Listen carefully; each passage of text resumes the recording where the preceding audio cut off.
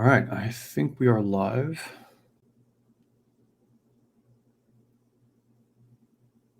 Okay. All right, we're live. All right. Hey, everyone. Happy Sunday. Welcome, and thank you for joining me in this session. So we're here for our live sacred space session for today, our 58th session. And I want to say, as I do every week, that I'm honored to be here with you in this time of sensitivity and uncertainty. And I look forward to sharing time with you in our shared sacred space together today. So the things we're going to do in our shared sacred space today are, as with every week, I will begin by setting sacred space. And then we will talk about our overall topic of the week. And I think our topic this week will be a little bit different. We're going to sort of pause the sort of fairy tale sort of run we've been on over the past several months at this point. And the topic for this week will be recovering from pandemic and the third phase of transformation. Recovering from pandemic and the third phase of transformation. And I'll explain a little bit more what I mean by all that. There will be a bit of an exercise that I'll leave you with as a part of that topic. And then we'll go ahead and close sacred space. So with that, I'll go ahead and start the process of opening sacred space. And to do this, I would like to say that what we would like to do here is to create a space together, which is devoid of fear, threat, and control, in order for us to be able to open to higher guidance from within our own selves, however we choose to define that. It could be a muse that guides you. It could be a higher being. It could be your religion, your spirituality, your core beliefs in this world. It could also be just like sort of random, brilliant flashes of insight and intuition. But a safe sanctuary space for us all to be able to relax and surrender with no feeling of danger or threat, so that we can open to this guidance as we so choose, however we want. But then also in so doing, so that we can partake of some of the things that you can only get when you're in sacred space. And in particular, the emotional nourishment and the spiritual nourishment that comes from being in sacred space together as a group. And in opening sacred space today, I am proposing, as I do every week, that we all follow the 4 principles of proceeding in sacred space. The first is confidentiality. So standard Vegas rules, right? What happens in sacred space stays in sacred space. And that's generally the thing we follow when we meet in person, when we're not in the middle of a global pandemic around the world with, groups of advisees and members of the community around the world. But online, the stream is public, the replay will be public. So the way we handle confidentiality online is via anonymization. So if you would like to be anonymous, you don't have to be anonymous. You would come into the Crowdcast stream, go into the feature that says edit profile, edit your profile and just change your username to Harry Potter, Mickey Mouse, what have you, and then come back in and proceed to ask questions, participate in the chat anonymously, and only if you want. You don't have to participate in any of that as well. So that's number 1. Number 2 is that we try our best to refrain from giving any kind of feeling to others or to ourselves of threat or controlling. So no threat, no controlling, regardless of intention. So even if it's well-intentioned threat and controlling, there's no fixing, there's no interventions, there's no tough love, kind of this will hurt you more than, this will hurt me more than it hurts you kind of an attitude. And the reason for that is, now there's nothing wrong intrinsically with threat or controlling. There's nothing wrong with, kind of telling you this will be good for you and trying to fix you and get you to a better place. But because those are intrinsically done by pulling the levers, just in terms of physics, of fear, threat, and control, In sacred space, the only thing that differentiates it from regular space is the absence of fear, threat, and control. So in order to maintain that space so we can get done all the things we need to get done, we try to refrain from that. Right. So what we're doing here we are trying our best to hold space for each other, to actually be however we are, and to leave each other be, and to leave ourselves be. Right. So we hold space for each other and ourselves to be afraid, to be anxious, to be angry or sad, to be happy or relaxed. And then there's like the meta level above that, which is how we feel about how we feel. So I'm afraid and I'm anxious and I feel incompetent. I feel like a nincompoop because I'm afraid and anxious, and everyone seems to be shiny and confident, right? Or I'm happy and relaxed and I feel horrible about that, right? Or I'm afraid and anxious and I feel righteous about that. Of course, why wouldn't you be anxious? You'd be a fool to not be anxious in this time, right? Or I could feel happy and relaxed and feel like that's just about how I should feel. So however it is you find yourself in this space, ideally, we are okay with that, and we hold space for you to be like that. And ideally, you hold space for yourself to be like that as well. So the third principle is no commerce, right? So we are in a sacred space, which is devoid of fear, threat, or control. Which means I can't sell you anything. Right? I can't sell you anything. Gauri, my editor in Bangalore, when she comes on, she can't sell you anything. Please refrain from selling things to each other in the chat. And this includes recommendations as well. So if you say, I have this problem, and I say, oh, you should read this book, and I don't get any compensation for pitching the book, he's not even a friend of mine, I just say, read this book, it helped me, it was great. Even that, we ask that we refrain from that. Because even a recommendation is a kind of a well-meaning threat, right? This book will fix all your problems. And then the feeling is, gosh, if I don't do that, I'm going to be the dunderhead, right? That doesn't get his pain relief, so I feel stupid. Now, in profane space, that's fine. Reviews, recommendations, sharing with friends and everything. But in sacred space, in order to maintain the flavor and the physics of the space, we would like to maintain to get our stuff done, right? We would like to refrain from all commerce. So nothing may be sold or recommended or even suggested in sacred space from anyone, from me, right? We are here for your energy, not for the things you bring, right? We're here for what you are, not for what you do or provide. We're not here for your value add or your competence or your functionality. We are here for you. And that is a signal difference from regular profane space, which is like 99% of most of our, daily experiences.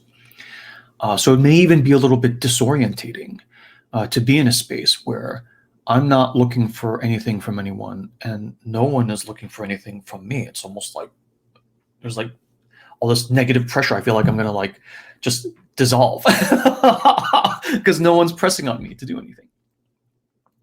So that's the third. And the fourth and final is there is no expectation of participation.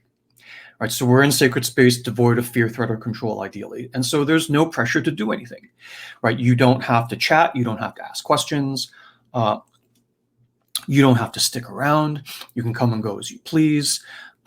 You can invite your friends. You can not invite your friends. You can be anonymous. You can be sort of identified however you want to be. And there's no pressure. And also, there's no fear, threat, or control to whip you into coming into sacred space. So it's not like missionary, sort of evangelical, get all your friends to come in sacred space so we can save their souls. It's not like that at all. So there's no pressure to do anything, even to stay or be here. And the reason is because the whole point of being together, the nourishment of being in sacred space, comes from the held space and your presence and attention from what you are, not from what you do or provide. You just being here as you please, and not based on how many friends you bring in, right, is why we're here. Okay. So those are the four principles. And as we've said in countless sessions in the past, you can do this on your own through meditation, going for a run, all the different ways. We have customized our own methods of getting ourselves into sacred space.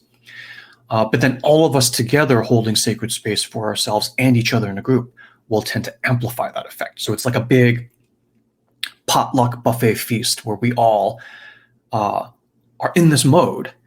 And then we end up creating this like feast of emotional nourishment and spiritual nourishment, undirected, right? There is no like, therefore you must believe whatever.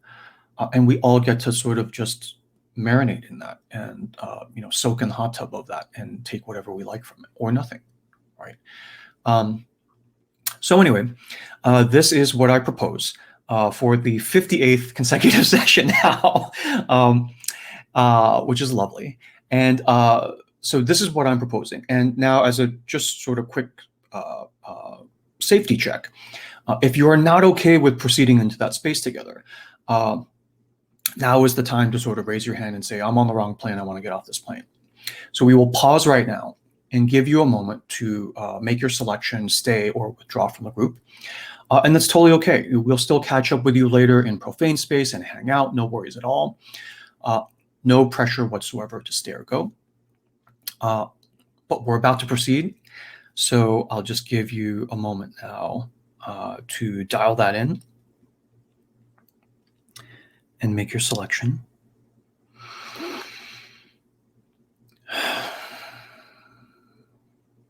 Okay. And now for the rest of us, we will now move forward together into sacred space. And as we cross the threshold together into our shared sacred space, I will just remind everyone that we would like to observe the 4 principles of sacred space: confidentiality/anonymization, no fear, threat, or control, no fixing, no tough love, no interventions, no commerce, no recommendations, and no expectation of participation. All right, here we are. Once again, welcome to our sacred space, everyone. One of the best parts of my week and hopefully of yours as well. All right. So our session topic this week will be recovering from pandemic and the 3rd phase of transformation. So basically, as the world in fits and starts and uneven, some ahead, some behind, as the world attempts to emerge from the pressure and containment, right, of the pandemic, and from the very first and second sessions of this entire series, over a year ago now, we talk about what the phases of transformation are, the meaning of pressure and containment, the significance of that. I'll cover some of that again today, but for those of you who have been doing this with me for a while, as we try to emerge from the pressure and containment of pandemic, again, right, we will, in this session, revisit the 3 phases of transformation we discussed almost exactly a year ago in these very sessions, and try to zoom in on the mechanics of the 3rd phase in particular, what we call like the butterfly phase. So it's like caterpillar, cocoon, butterfly. And now we're like trying to sort of get to that butterfly phase of this episode. Otherwise, no, that 3rd phase is known as the butterfly phase. In some schools of thought, it's known as like the phase of enactment.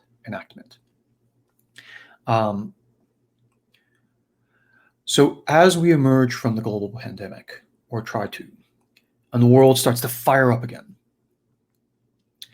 how do we even take stock of what has even happened to us these past 12 plus months, right? What all has even changed in the world, in ourselves? And of those changes, what was a temporary change? And what has become or will end up becoming a permanent change in our individual lives, in our families, in our communities that we belong to, and also in our global society? Now, these are big questions, but just because they're big questions doesn't mean it's not worthwhile to sit with the questions, even if we don't come up with an answer necessarily, right?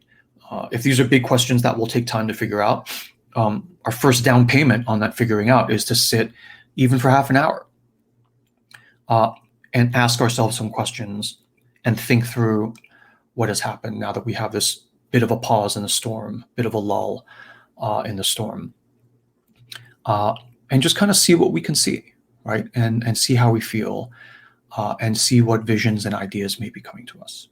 Okay. So what I want to do in this part is really to try to give a little bit of perspective on this question. And at the end, I'll suggest a few exercises to help with our reflection and planning process as we look to the path ahead. So I think this talk is a little bit different.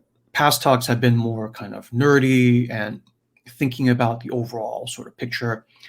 And here, I think building on some of the building blocks of the concepts we have played with and circumambulated around over the past year plus 58 weeks, right? I want to tighten this down to a little bit of practice and logistics and planning, still based in reflection, right? To sort of think about, where we are now, so that you can have some, I don't know, like practical benefit from a session like this. And not just nerdy delight, okay? Gary is off.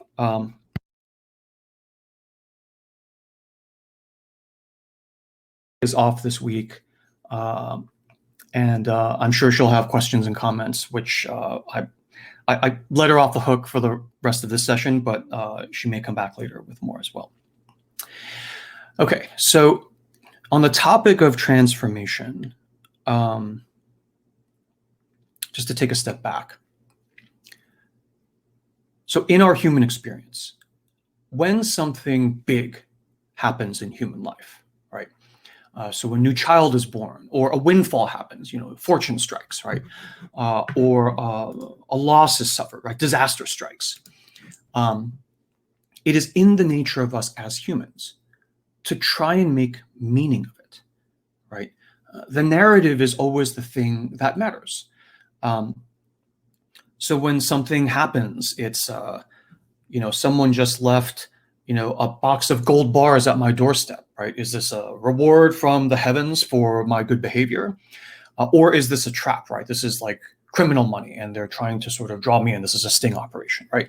So things happen, right? And the quality of the thing that happens is shaped by our narrative.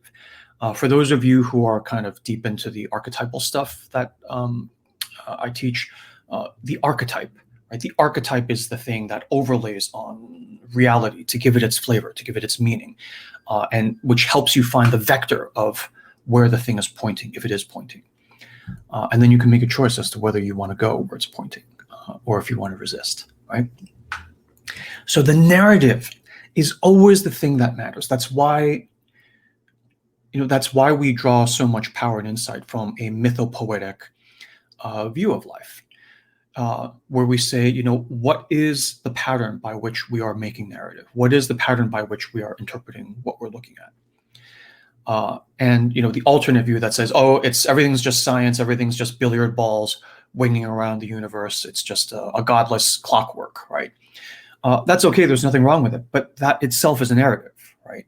And the mythopoetic view kind of takes this meta view of it to say, is there a kind of possibly narrative of narratives, and how do we get to that level so that we can still make choices based on our desire and delight, but at this higher, more educated level, right? The idea is like an educated, sort of shopper is the best kind of shopper. So you think about things that happen to you, and the thing to reflect on and chew on is that we do already is, what the heck just happened, right? Why did it happen? What does it even mean that it happened? And without this meaning, without this narrative, we are lost, right? We are disoriented. We don't know why we're doing what we're doing, or what we should even be doing next. And so it's just a human thing, right? We will always reflexively seek to concoct a narrative around things that stun us, impact us, impress us, and draw our attention. And if we say, no, that takes too much effort, I'm just a simple man, I just want to be told what to do and go forward, that's fine too. That is your choice. You are making a choice there, right? As they always beat into you in business school, right? Even no choice is its own form of choice, right? even if you say that I'm not going to try and reflect on it, I just want to keep going, I just want to get on with it, let's just go, then you will still be, like years later when you look back on this period of your life, or when from now you look back on previous periods of your life, you will still find that your actions, your path in life, right, did ascribe a kind of pattern. And when you make the choice to kind of be mindless about it, right? And I don't say that as a shamey bad thing. It's like sometimes we just need to veg out and not think and just let the stream of the world take us because we're too exhausted, and that's fair. But when you are mindless about it, you look back and you realize you did follow a pattern. It just wasn't your pattern. It was somebody else's pattern. And sometimes that's okay. Sometimes it's not. But if you don't know you're even doing it, it's hard to know if you're okay with it, right? It's hard to know if you're okay with it. So then the pandemic of the past 12 plus months has kind of been like this hurricane, right? That has ripped across the whole of humankind, stopping our daily life, putting us into pressure and containment, like into a cooking pot, right? Where we're slow simmered and it's like a pressure cooker, so we can't escape. And what happens to us when we're in the cooking pot is it slowly draws out the flavors. It transforms us. It softens us. It could make us sweeter. It could make us more bitter, depending on how the cooking was done. And metaphorically, it acts to draw out the deeper nature of us. And as we've seen over the past 12 months, it draws out the deeper nature of both our more honorable instincts and also our more dishonorable instincts alike. Because we're human, we're a mix of both, okay? And so the natural question here, as we begin to turn the corner, hopefully, of the pandemic, is basically to take a pause, look back, and say, what the heck just even happened? Why did it happen? And what does it even mean that it happened? Right? And given all this, whatever narrative you come up with, the next question would be, and how does it even make me feel about what I'm doing now in my life? Right? I mean, part of the kind of anguished, cruel beauty of the pandemic is that it has gone on for so long, a year plus, that when you talk to people, it's like we forget how to even talk to people. We forget almost what even life before the pandemic was like. Like we kind of know because it was much longer. It was longer than a year. It was like all of, sort of reality before that. But even with a year outside of that previous state, it starts to become hazy, a little bit like a dream, right? And so because of the length and intensity of the pandemic, it does something to us where even the most, kind of hardcore, practical, it's all science, it's all just whatever, economics, let's just, don't worry about it, let's just get on with it. Even that person, right, will pause and be like, I don't even know what it's like to be at a cocktail party anymore, right, with no masks. I can't even imagine that, right? And when their reflex is like, well, let's just forget it, let's not reflect, let's just frown and keep on going, let's just get on with it. It makes them softer because they've been in the cooking pot so long, perhaps softer. For someone or something within them or outside of them to say, hang on a minute, just not stop entirely, just hang on for even 30 seconds. Given everything we just experienced, do you even still want to be doing what you're doing now? Right? How do you feel about your life in general? Right? For you as a person, for an organization, for a corporation or a department or any kind of thing. And then for also all of us as a larger society. Right? I mean, the vector and direction of larger society in terms of at least the Western world being based on the three tenets, right, of liberal democracy, technology, and capitalism, right? That's kind of like the current system. That ship does not stop on a dime and is hard to turn. A year of pandemic has like made it wobble a little bit, but will it be able to actually turn after that? Do we even want it to turn after that is kind of an open question right now. But for a ship like that to be disrupted for over a year, that's kind of a big deal, right? That's the kind of thing that makes you stop and go, okay, what is the meaning of this? What is happening here? What is going on? For the ship of overall society, and then also for us as individuals, as families, as communities and organizations. And so there is a framework or a lens that I use, which I often find to be very useful, to try and help navigate questions like these. And this lens is what I would like to present to you today and equip you with today, to kind of help give you some tools to do your own reflection and navigation as we try and start our recovery, hopefully, right after this pandemic hurricane. And so the irony is when we talk about circumambulation, when we talk about the labyrinth, when we talk about, the path of life being 2 steps forward, 1 step back, a lot of what I'm going to say in this talk to many of you will be familiar because I essentially gave a very similar talk in, I think, May of last year, May of 2020. So lockdown started in, say, early to mid-March. And then 2 months into it, I don't know if you remember, I didn't remember this until I was looking at my notes and what I was talking about almost exactly a year ago, where we were already, I don't even remember why, there was no sense, there was in Asia, but there was no sense in the West of like, this is aerosol, this is not just through touch. And we were already talking about lifting quarantine and like getting back to work and getting on with it. Right? So I think I said at the beginning of that talk, quarantine is potentially lifting. I think there's probably 3 or 4 weeks before we're all going to scurry back into lockdown and shelter in place. But with this first kind of head bob out of the gopher hole, right, to look around, we can at least start to do some of these reflections of like, what the heck just happened over the last 2 months? And how does that change us? How does that impact how we go forward? As circumambulation happens, we did come out for 3 or 4 weeks, and then we got slammed back down into lockdown. Multiple waves of lockdown. So now, even now, 12, 14 months later,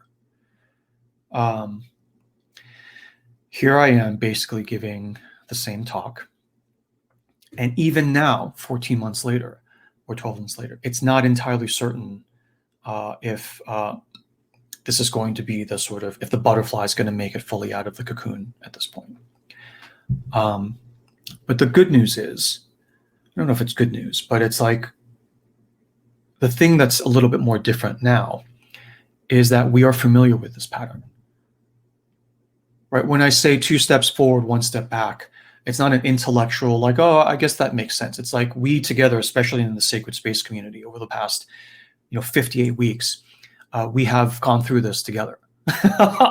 We have experienced this firsthand together. And so whatever happens, we'll circumambulate through it. And we'll see what kinds of things it stirs in us. And we'll continue to sort of reflect on and have curiosity and wonder even at the beauty and terror of the things the cooking pot softens in us and transforms in us. Okay. And so the framework I use, the lens I use, is the framework of transformation. So even pandemic, not as punishment, not as, oh, you humans are bad and Mother Nature's going to like slam down on you hard, but as transformation. Not in the spiritual woo-woo sense of like, oh, it's transformation and rainbows and unicorns and everything's all for the better. And let's be positive. So not exactly in that sense. And now there's nothing wrong with that. But what I mean when I say transformation is in more the classical sense of transformation, as a tectonic upheaval that you didn't ask for and which erupted in your life anyway. Terrifying, destructive, and painful. And so in the face of that, individually, community, and globally, how do you make meaning from that? Right? How do you make meaning from that? So there are three core things to say about transformation. From the work I've done supporting people through their different life phases of transformation, healing, bliss, and I guess now manifestation as well.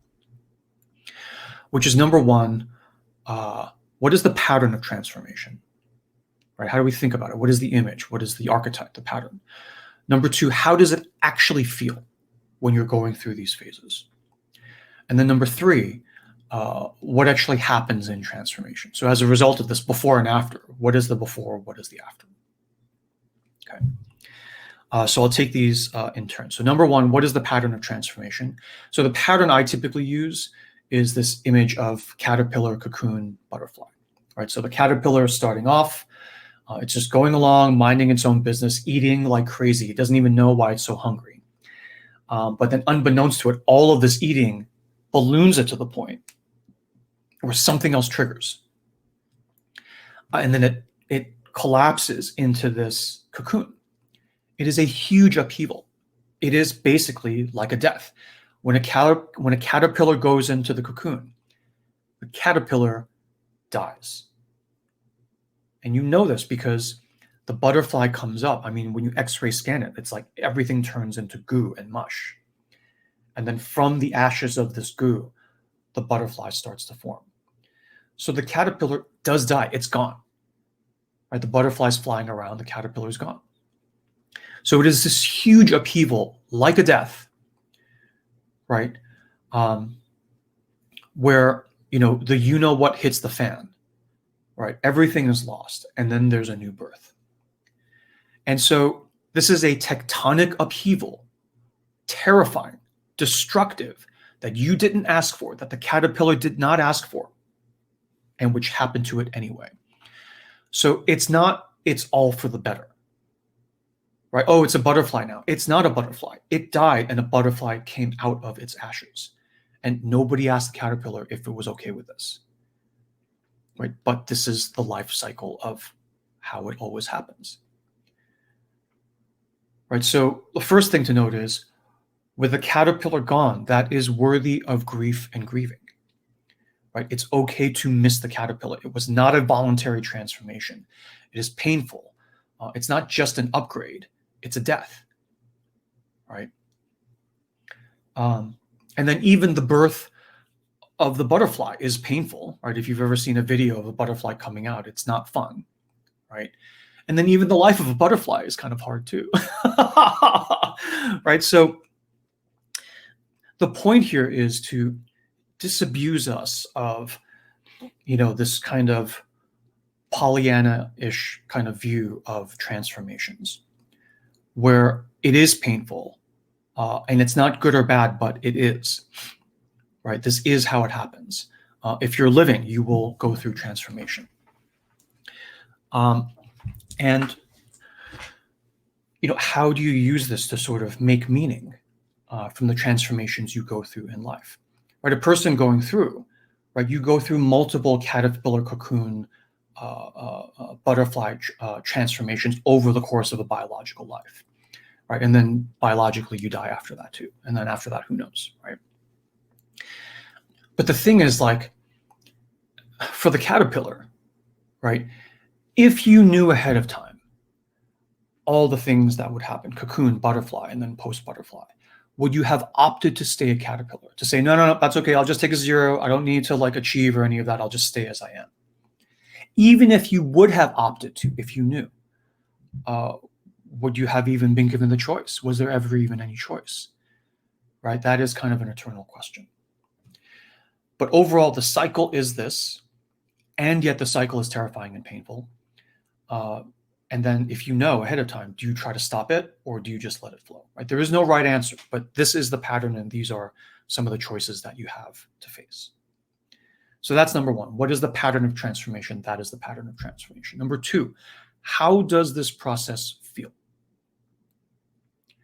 When you're in the cocoon, in the instant pot pressure cooker of transformation. There are two key signal markers to let you know you are in the cocoon. Number one is containment, where you cannot escape. And number two is pressure. Heat, discomfort, pain, itching, awkwardness, anguish. So it is literally like being in a cooking pot, no escape. Those of you who have been in pandemic, with little kids at home will know exactly what I'm talking about. Ha ha ha ha. Sorry. But then in the midst of this pressure and containment, the thing that is trapped, right? The caterpillar turning into goo, you, right? Your family, your kids, your relationships, your previous career trajectory, your finances are all trapped in the pot, and slowly over the months changes like meat softens and liquefies and changes in the pot. Relationships, where in the past you would have your issues, and then each of you would leave, go off and blow off steam at the gym or at a bar or with friends, and all of a sudden now you can't do that anymore. It's not necessarily all for the best. It can be like a disaster, but it is, right? The caterpillar of your relationship has gone into the cooking pot. You are in lockdown. Stuff has to change between you. The chemical bonds that were there before are broken and then reformed in a different configuration. Career. A career that you loved, that you could have kept doing, like Broadway acting or yoga teaching, or being a restaurateur, right? And all of a sudden you can't do that anymore. Right? So even your means of livelihood has to change, has to be broken down, and the chemical bonds of the bolus of your career and livelihood needs to be reformed. The things you see, the things you experience under pressure and containment change you. If you're a physician during this time, right, you have seen things and experienced things during this pressure and containment that you didn't sign up for and which have changed you. Right? As a physician, especially if you're in ER, ICU, any of those, right? You, as a civilian, did not sign up for wartime service, and yet here we are. Right? And I've spoken to a number of physicians around the world who are like, after this, I don't know if I can continue being a physician. Right? Some are like, this has reignited my passion for medicine. And others are just like, yeah, I think I'm done. I think I've seen enough death for one lifetime, and I don't know what I'm going to do next, right? And they are in deep reflection. Bankers, tech people, finance people, right? Are like, I don't know. After this, I feel like we could die anytime. What the hell? Why am I doing this, right? Why don't I just do now what I actually want to do now anyhow? So in pressure containment, you are itchy and uncomfortable and you want to escape, right? It's like having your broken arm in a cast, in a plaster cast. But it's not just your arm, it's your whole life, your whole being itching in there. And the trick is, as long as you stay in containment or are forcibly kept in containment, the transformation will continue. Whether you want it to or not, that is a whole other question. Okay. So that's number two, how it actually feels. And then number three is the question of what actually happens down there in the cooking pot, right? So you're in the cooking pot. What actually happens down there? And when you are down there in the cooking pot, things are softening. You're faced with uncomfortable things. There is a thing, there is a part of you, let's just say that was suppressed in early life, right? That you have come to lost or lose or actively exile. And when you're being beaten up by the hurricane winds of whatever it is that's happening to you, you're softened, you're like in surrender, you're like, oh, what the hell? What's the point of all this anyway?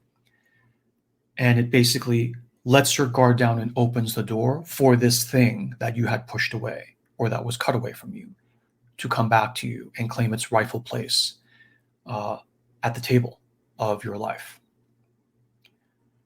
Right? With the caterpillar, you could say, in a mythopoetic sense, it was the power of flight. You're this caterpillar, you're in a leaf, you're under leaves, you're not seeing like very far away. You don't care, you just want to eat the thing that's in front of you. And after this death and transformation, you are a butterfly. Mythopoetically, first of all, with the power of flight, spirit, higher perspective, mobility, freedom, but also far less security.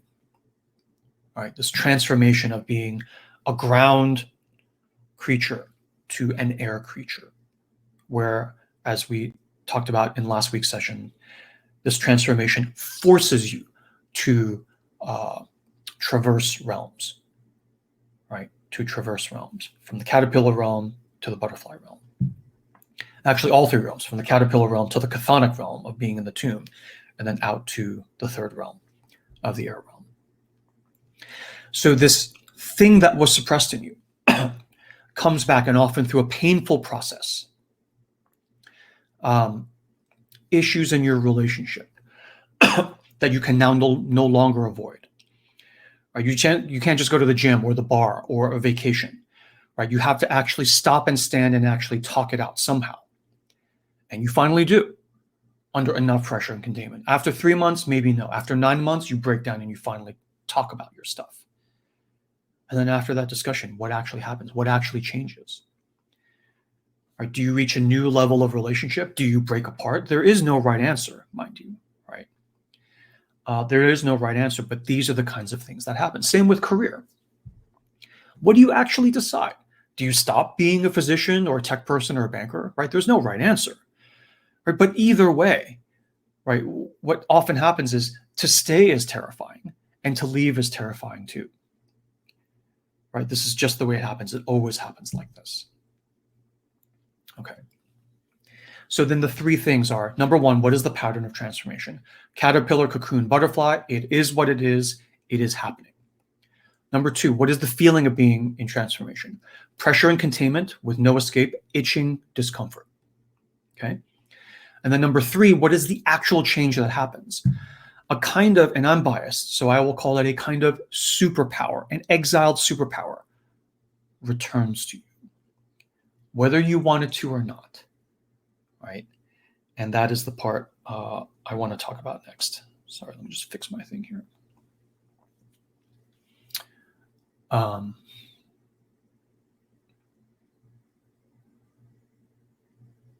Okay. And so I want to share with you two sets of questions for reflection and to assist you in this process of recovering from pandemic, primarily through the process of reflection on these three things. Okay. And the replay will be available. You can take notes now. You can take notes later. Number one, in these past 12 months of pandemic, what has actually changed about me and about my life? Okay. And you may roll your eyes and be like, well, hell, what hasn't changed? And it's like, okay, all right, so everything's changed. Make a list of what has changed. How would you even articulate the enormity of all the things that have changed? So to pause and take stock of what has changed, the first step would be to make a list of all the things that have changed. Your list will be different from anybody else's list, right? Because even if the same things happen to you, like I had a change in career, I had a change in finances, the specifics of that will be completely different, specific to you. So even if you read articles about like, oh, grief in the pandemic and transformation in the pandemic, where the rubber really hits the road is how it is specific to you. So even if you want now, you can start, with a pen and paper and start writing it now. In these past 12 months of pandemic, what specifically has changed about me and about my life? Number one. Number two, What issues in my life, career, relationships, health, family, finances, have presented themselves to me, or represented themselves to me again for consideration, engagement, and possible adjustment? Right? What areas of my life have presented themselves to me once again to say, hey, we got to look at this. We got to think about this. Career, relationships, health, finances, family. That's number 2. Number 3, going forward as we emerge from pandemic, what will continue to be different now going forward? What will go back to some previous state, and what will continue to be different now going forward? It'll be a jumble of good things and bad things. Doesn't matter. We're not talking about the rightness or wrongness of transformation. We're not talking about the goodness or badness of transformation. We're simply looking at what is. And then after that, you can still freak out. But first, let's just turn over the card and see what is actually there. Okay. Now, if you have kept a journal during this time, it is a powerful time to do a first read through and skim through redistillation of the arc of thought and feeling you have had in these past 12 months. It may feel overwhelming, but it is an incredibly valuable thing to do if you have the courage and guts to do it. And that's not a challenge. It's like you may be like, I've gone through too much. I do not even want to revisit the past 12 months. And that is okay. That is okay. There is no fear, threat, or control saying you need to do any of this stuff, right? You follow it as you would like. These are just suggestions. No expectation of participation. No fear, threat, or control. Okay. Okay, so that is the first set of questions, which is a reflection on what has happened and what has changed. Okay. So then now overall, as we are now potentially coming out of the pandemic, God willing, into the butterfly stage, right? So we've been in the cocoon for 12 plus months. Now are we coming out into the butterfly stage? And even daring to think about recovering from the pandemic, I want to then offer a second set of questions for reflection, which more specifically focus on phase 3, butterfly. And the essence of this next set of questions is, okay, so now I'm a butterfly. Okay, what do I even do now? What do I even do now? Okay, so for this butterfly phase, let me do this by actually focusing into the actual literal butterfly example, right? So imagine you actually are this butterfly that is finally crawling out of your cocoon. You're sitting there like a sitting duck, waiting for your wings to unfold and dry out. Any bird can eat you. You're totally vulnerable. And it looks like you're going to make it. And now you have to think about all right, well, what do I do now? Right. So let's say the butterfly starts asking these questions.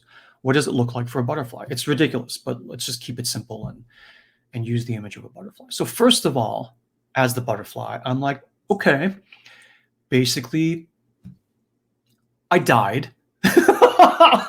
Okay, I died. So that happened. And then I came back, and looking around, I'm not the same as I was before.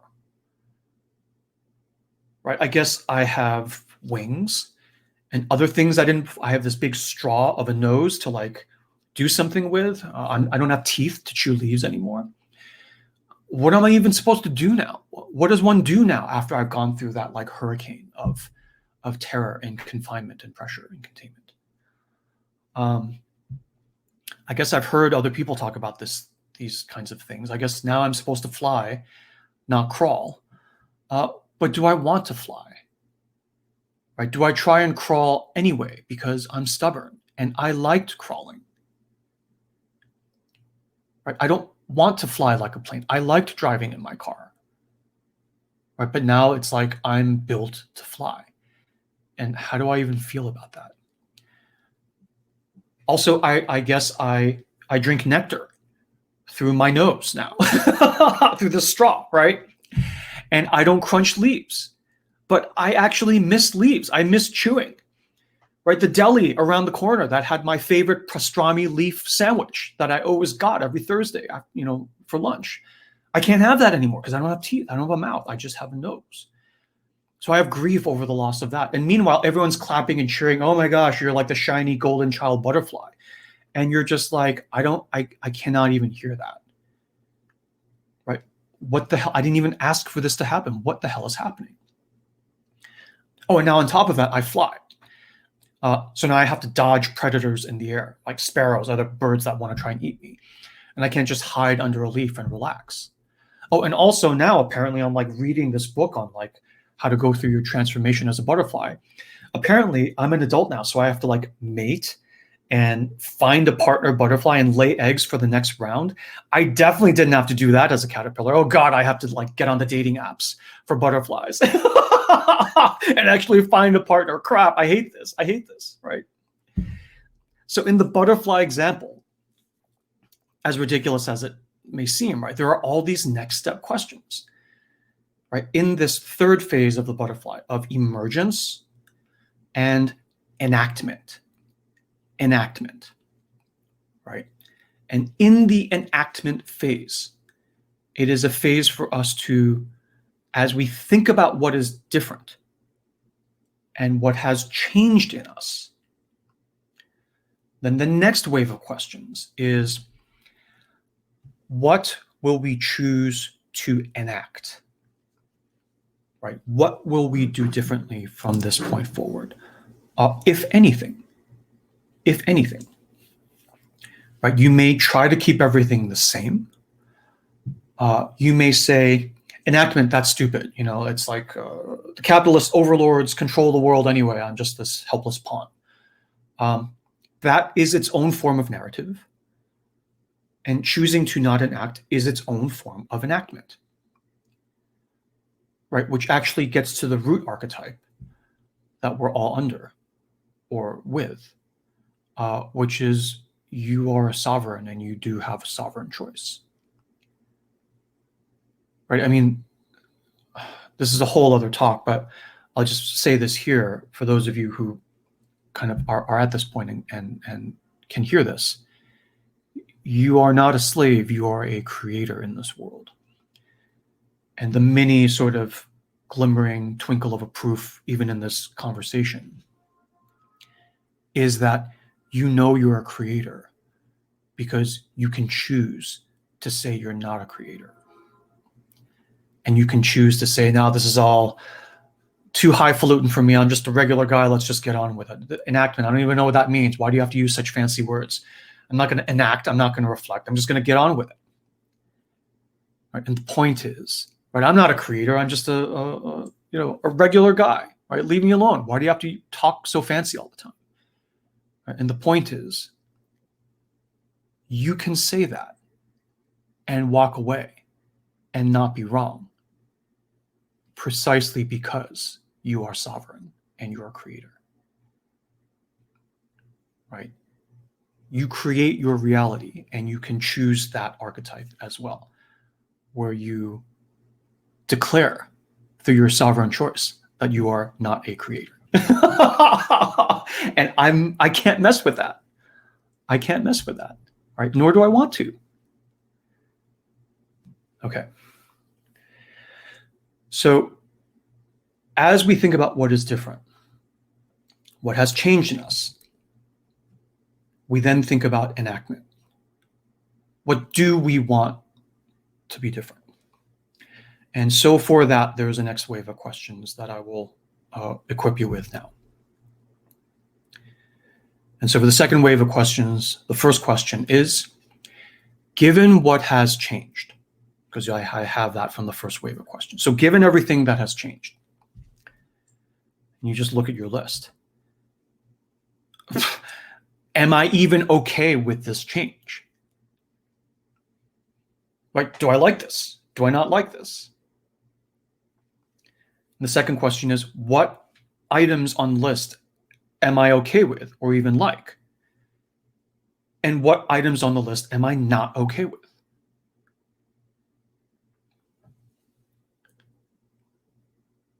Third question, for the things I am not okay with.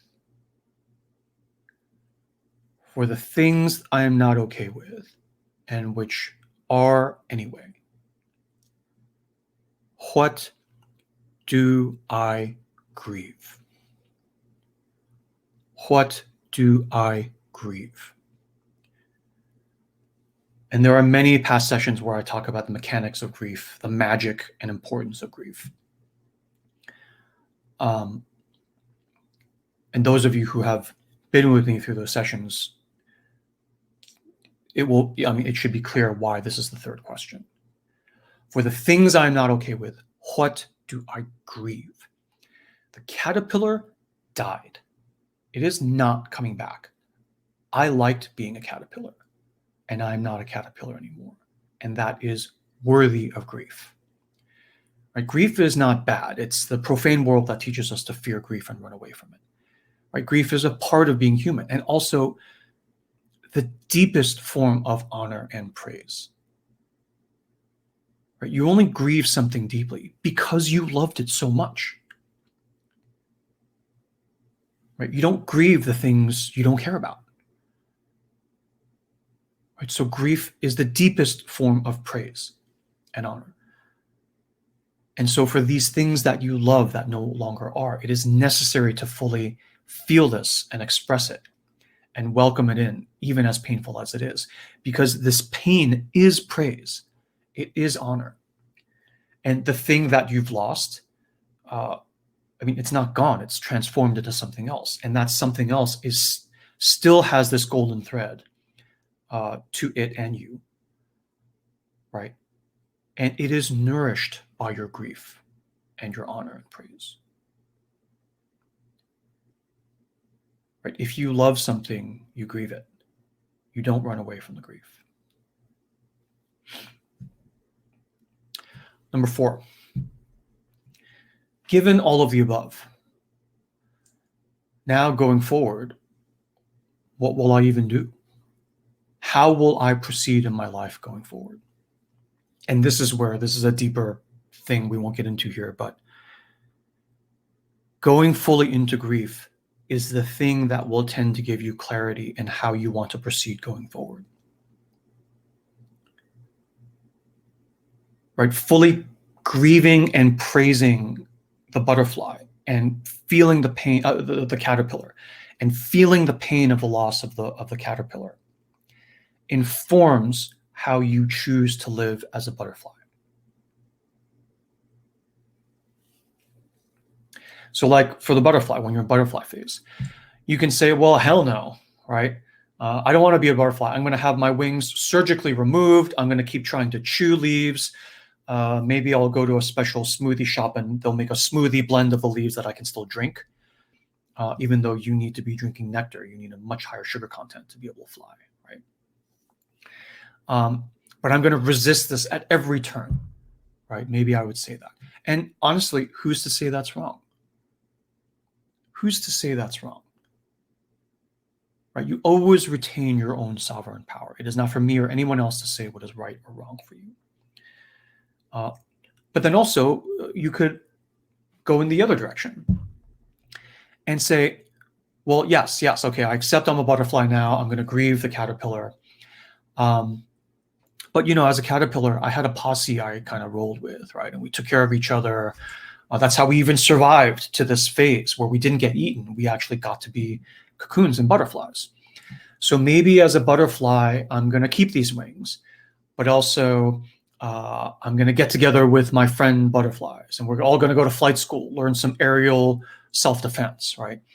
And maybe we'll go out and scope out the best flowers together and look out for each other. Maybe we'll like become this like posse of butterfly pirates together, right? It's like whatever pattern you come up with, these things will come to you, and you'll decide the nature and pattern and framework of your enactment going forward.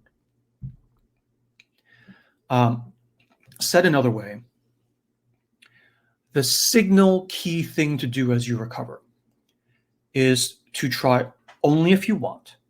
And if you don't want, that's your choice then too. But only if you want to make an explicit choice on how you want your life to be going forward. This is enactment. The butterfly phase is enactment. And why we call it enactment is to decide the plan and then to enact it, to put it in action. There's something about like saying, well, I'm not ready for that. That keeps you in the cocoon phase.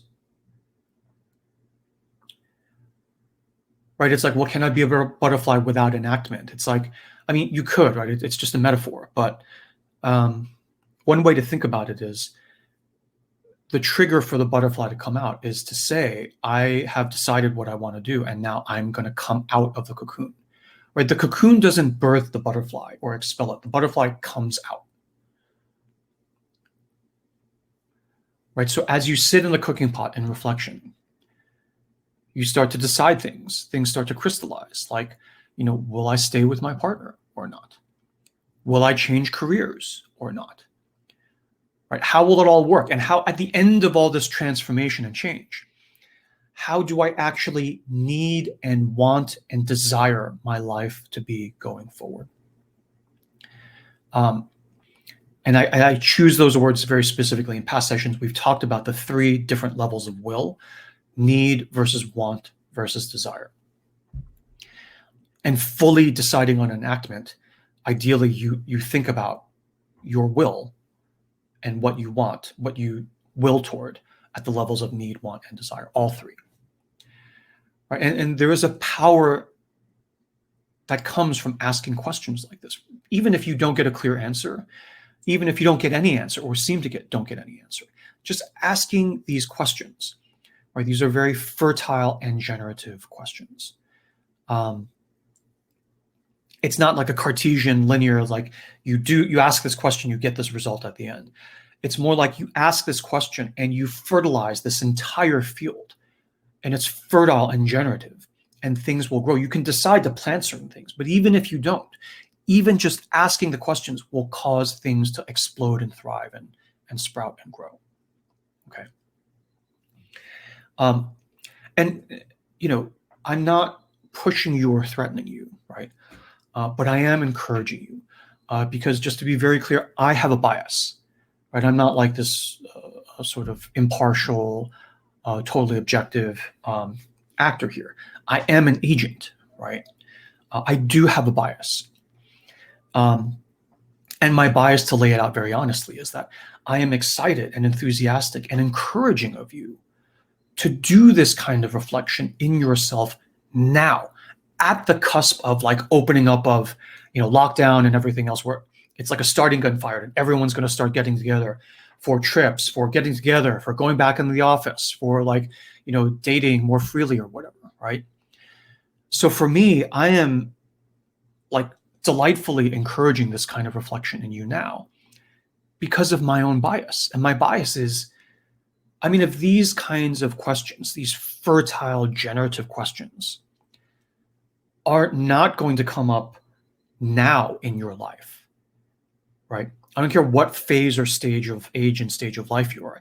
If these questions are not going to come up and be accepted by you and welcomed and reflected upon you now in your life, right, at the tail end of the quarantine of a once-in-a-century global pandemic, then I'm just like, well, when are they going to come up?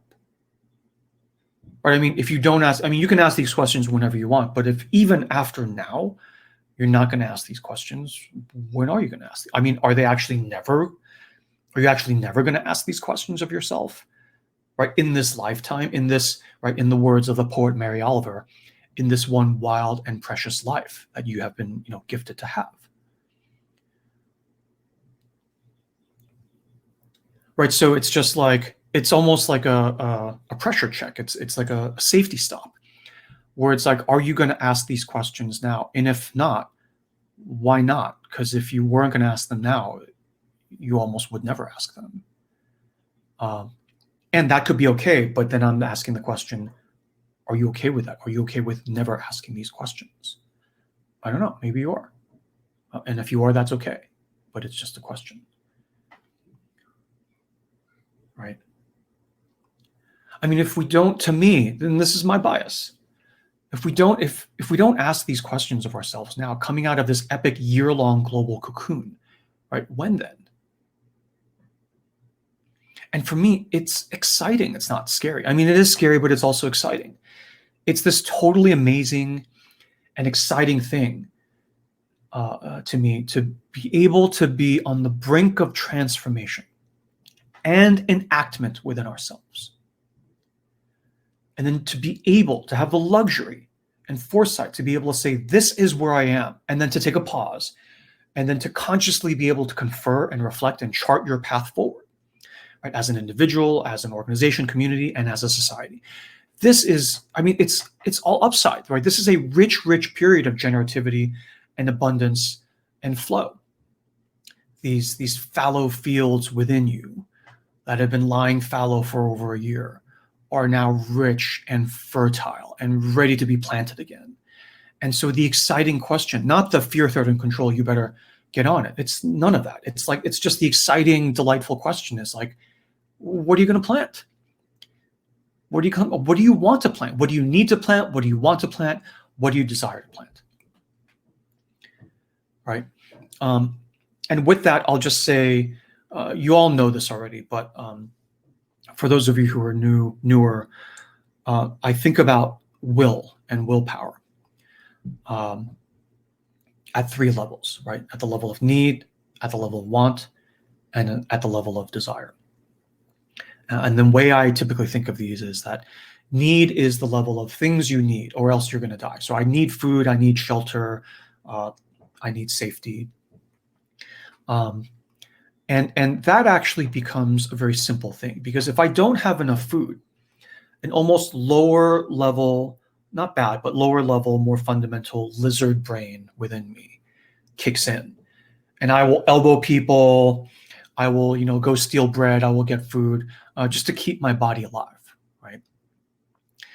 So need seems scary as like, well, I never want to be in that position. But once you're in that position, there's not a lot of thought. There's not a lot of things you need to worry about. You're just going and going and going. Okay, so that's need. The next level up is want. And for most of us, like 80, 90% of our effort is in going after our wants. And the way I describe want when I do like 7-day healing and general healing work with people is that something you want has a goal, has an objective of reducing the pain of an emotional wound or shielding you from further pain of an emotional wound. It doesn't heal the wound, but it numbs it and it shields it. So things like money and prestige, things like perfectionism, perfect body image, right? It's like, who actually wants a perfect body image just because they feel, I mean, some people are naturally like that, but some people like starve themselves, like work themselves to the bone to get a certain body image. And it's just to put up a shield to get people to shut up in terms of like, shaming you or making fun of you or whatever. So that's fine. I mean, it's worth it at that level, right? But wants are the things we want, money, prestige, sort of body image, people pleasing, wanting people to like us, being the class clown, being a sort of people pleaser, lowering our boundaries to try to get people to like us. All these things are wants because these are things we do because we will for them. Like the objective of doing them is not to stay alive, right? That's need. But rather to attempt to prevent ourselves from experiencing more emotional pain. And then the third level is desire, which is the things you will toward for no good reason, right? For the parental no good reason. right? The things you like for no good reason. It's like, I just like doing healing work. I can't even really tell you why, right? I get more prestige doing tech work, doing fundraising for startups. But that's more of a want, right? And now I'm kind of, whatever, older, hopefully wiser, and that part of my life is falling away, and I'm doing the things I desire to do for no good reason. Things which delight you, right? And so with need, want, and desire, right? On the cusp of enactment, after a huge tectonic period of transformation, you can go back and look at the list of things you put out in terms of things that changed, and perhaps even make a list of things you might want going forward. And you can, and we do this sometimes, you can sort that list into things that are needs, wants, and desires. Okay. And often what will happen after a monumental transformation like this is that you may find that, for instance, whereas before my desire and delight and bliss path may have been a small percent of my overall list, let's say just 10%, right? Now in pressure and containment, all these elements of my bliss and desire I had pushed away early in life, because I'm in the cooking pot, have now come rushing back to me in containment and transformation. Right? So things you loved as a child, where parents said, well, how are you going to make money doing that? Who's going to marry you? How are you going to, like, what kind of prestige? How are you going to maintain the comfort of the life we've given you growing up, not being a doctor or a banker and going off and being an artist, right? And you say, okay, and you push that thing away, put it in a box and lock it away, and you get on with it. You get on with it, right? And you become a banker or a doctor or whatever. Now in pressure and containment, maybe some of that falls away in different ways, and you are refaced with this part of you that wants to come home, and you're soft and kind of in this state of like exhausted surrender, and you start thinking about it. Right? So now as you reemerge, this 10% of your life being desire, may be fighting and lobbying and pushing to become 20% or 50% or 80%. Right? And as you reflect on what your enactment will look like, you realize things are different. My path and my direction are different now. And you can't really even say how it happened, or what happens in the cocoon is a mystery. Right? It's like what happens in a wine barrel, right? The vintner can say, well, it's this and that, depends on the seasons, it depends on the, the growing conditions and the varietal. But at the end of the day, it's a mystery. Right? Fermentation, all of these organic processes are mysterious to us and beautiful and critical. But they resist our impulse to control out of fear, threat, and control. But after a huge transformation like this, right, it's like, I know something's different. I am different. I can't really say how yet, but I am not the person I was in February of 2020. I'm not saying I'm better. I'm not saying I'm worse, but I am not the same. Period. That much I know. I don't know much more beyond that, but I do know that. And the point of asking these two waves of questions explicitly now and in writing, I would write these down privately. Right? I mean, don't put your name on it or write in code, burn it after you write it, right? But the point is to write them down at least once, to make them concrete and seen, public to you within your own inner realm, within your own inner kingdom or queendom, right? And document them so that you can look at it at least once on paper before you burn it out of fear, right? And look at the list, look at where they may be pointing, and then explicitly decide yay or nay on these changes, yes or no. It reminds me a couple of weeks ago when we did the story on Persephone and Demeter, or Persephone, queen of the underworld, as she is called back up, right, to make a choice as to whether she wants to stay up or go down. She chooses to eat the pomegranate seeds in the underworld before she leaves Hades, her husband, her husband, right? So that she does not forget.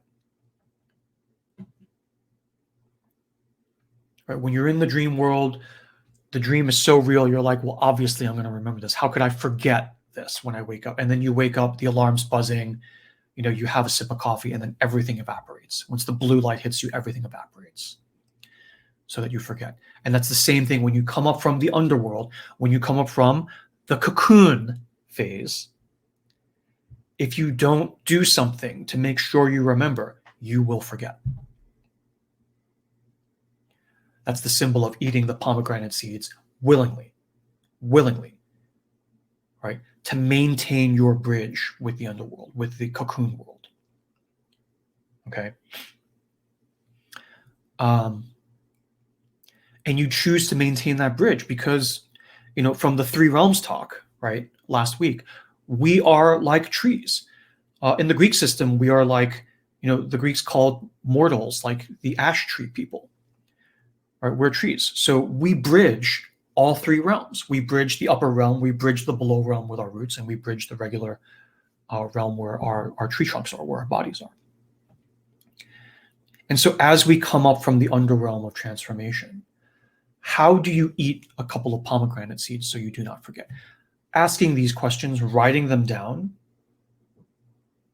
and maybe it's too much for you to handle now, but you just write them down. You put them in a manila envelope, and you put a thing in your calendar for a month or two from now saying, open the manila envelope and review if you're feeling up to it. And if not, the reminder will repeat in a couple months, right? And part of the reason it's not just like ambitious upside. Oh, you want to sort of advance your transformation and live your best life. It's not like that at all. There is no fear, threat, or control. If you don't write down, if you don't eat any pomegranate seeds, you come up and you forget everything in the pandemic. That's totally okay. But my support of you as an advisor figure, right, is to describe all this so that you can choose. Right? You can choose to not do any of this. That's totally okay. We're in sacred space. I'm not going to nag you, too much. But the point is I'm just laying this out so you can choose, right? There's this buffet, there's that buffet. It's all open to you, but I want to lay it out so you can choose what you like. And even in choosing what you like, I'm like, there's need, there's want, there's desire. You have a choice on what the accent is and what the blend is across all those three. I'm not going to tell you what the right choice is. I don't know, right? But I am going to remind you, out of integrity, love, delight, wonder, right? I am going to remind you that you do have a choice. I am going to remind you that you are the sovereign of your life, because that doesn't change. Right. And if you're like, okay, thanks, good job, Artie. Now, if you don't mind, I'm going to go back into my dream now because I like it. And you continue telling yourself you're not the sovereign of your life. And I'm like, right on. I've done my job. And you do what you like to do out of need or want or desire. I mean, you paid for this ticket. So I want you to enjoy it. Right. But my bias then, so that's the overall, but then my bias, the reason I'm prodding you to think about this is because the reality after these 12, 14 months of pandemic is that in this cooking pot, whatever insights you have gotten, and you can throw them away if you want and not eat the pomegranate seeds, but I'm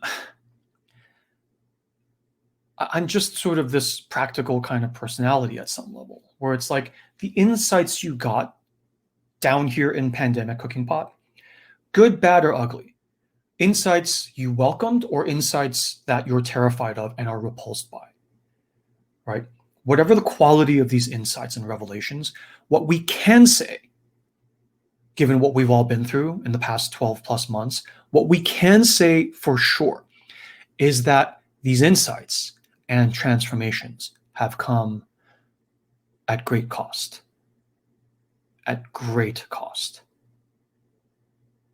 to all of us as a collective and as individuals. So, I mean, you've already paid for it, right? The pound of flesh is already out of your side. The money has already been taken out of your account. The contract is signed. It's gone. Everything you've lost during the pandemic, it's gone. You can go and scrabble and get it back, but it's like these losses, these pains, the hurricane and everything that it's destroyed, it's done. You've already paid the cost. And so whatever insights and transformations are laying there in the rubble, like gold nuggets, it's like you've already paid for them. You can throw them away, right? But I'm just like, I just want you to know so you can choose, because I'm like, dude, you already paid for that. You already paid for that. So now it's like, do we just want to forget, which is okay? Or do we want to reflect and remember, right? Which is okay too.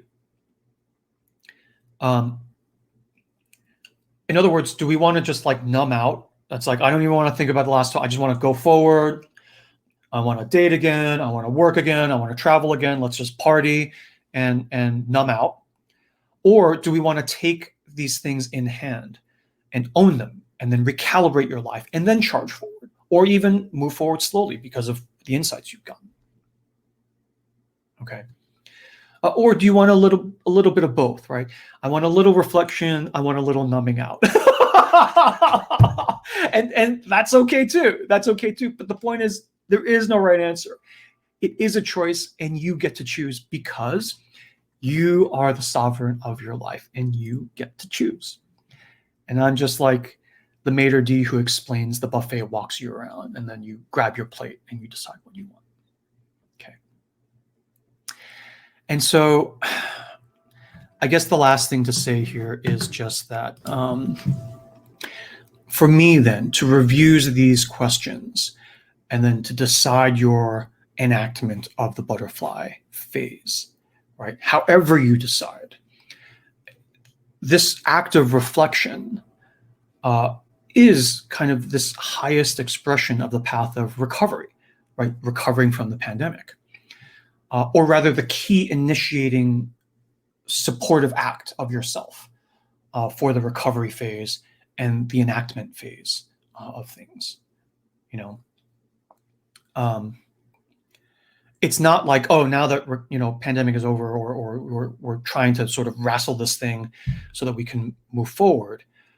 Now the correct thing to do is 1, 2, and 3. There is no correct thing to do. You decide what the correct thing to do is. And then these questions are just a suggested, no pressure, right? No expectation of participation for you to support you in that process of reflection. And hopefully this way of thinking about things has been helpful to get the juices flowing out of your own reflection and decision-making of your life path forward, okay? And so the questions, I'll give them to you again, just so that they're all in one place in the video if you want to do a replay.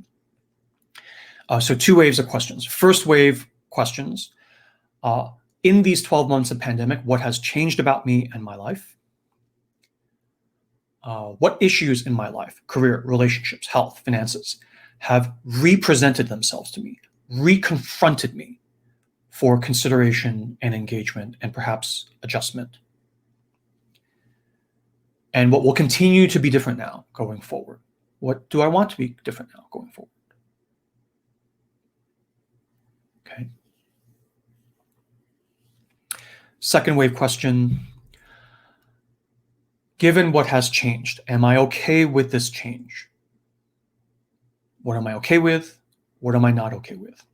And for what I am not okay with, what do I grieve? One conclusion from the enactment reflection may be, I'm not going to move forward. I'm going to, pandemic's over, I have vaccines, everything's opening up, and I will choose from my own sovereign core, place of my own core, to grieve. Right? We're out of the woods now. It's time to grieve and transform the things I have lost into sacrifice, and to transform the things that I have lost that I loved into ancestors who then give me an even further sense of wisdom, guidance, protection, and identity, as we've talked about ancestors in past sessions. So for what I am not okay with, what do I grieve? And then given all of the above, what will I then do? How will I proceed in my life going forward? At the levels of need, want, and desire, blended and in whatever proportion I feel best as the sovereign of my life. Okay. So I think that's it. I'm going to just check my text to see if Gary wants to say anything. I haven't gotten anything. Okay. Yeah, so I think that's it. That's everything I had for this session. And I mean, good luck. I hope that was helpful. And thank you for spending time with me. So now, as per what I do every week, I'll go ahead and close the session. So our next session is next Sunday. Same time, same place here online. I'll put the link up. Let me see here in Crowdcast and in Facebook. Hi, everyone on Facebook.